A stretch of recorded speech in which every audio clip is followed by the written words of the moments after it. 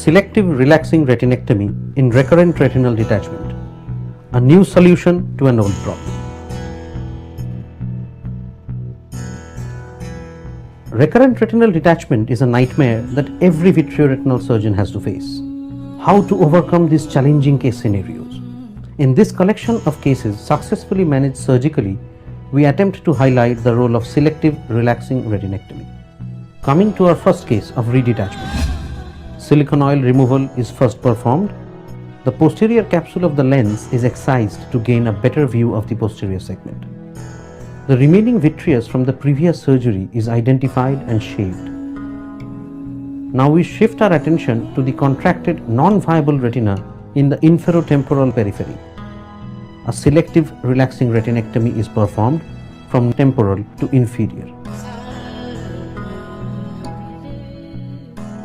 A subretinal ooze is detected and dealt with. Fluid air exchange is then done to help settle the retina.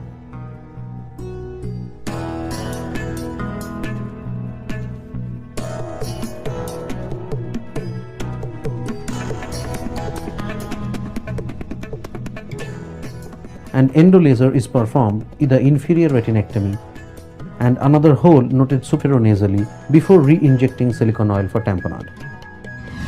Coming to our second case, a case of redetachment with severe proliferative membranes over the retina. Initially, an under oil approach is attempted.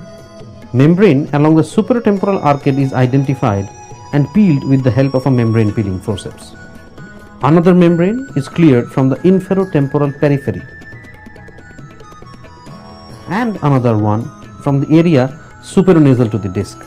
As the retina fails to settle after these maneuvers, we remove the silicone oil. The inferior retinal contracture preventing the retina from flattening is identified before it is excised with the help of the vitreous cutter. Perfluorooctane liquid is injected for intraoperative tamponade and the margins of the retinectomy are lasered. PFCL air exchange is done before injecting silicone oil for endotamponade. Our third case, a redetachment with inferotemporal retinal contracture. Again, the initial part of the surgery is performed under oil. The membrane causing the contracture is identified and an attempt is made to peel it from the retina with the help of membrane peeling forceps. The area of non-viable retina is marked for a later retinectomy and silicone oil is removed.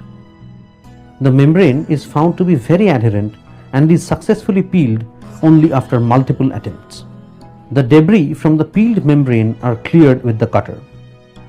We then proceed to perform a relaxing retinectomy of the previously selected area.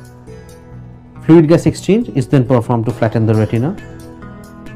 The edges of the retinectomy are dried and endolaser is performed. Silicone oil is then injected again for tamponade. With this, we come to the end of our surgical video bouquet.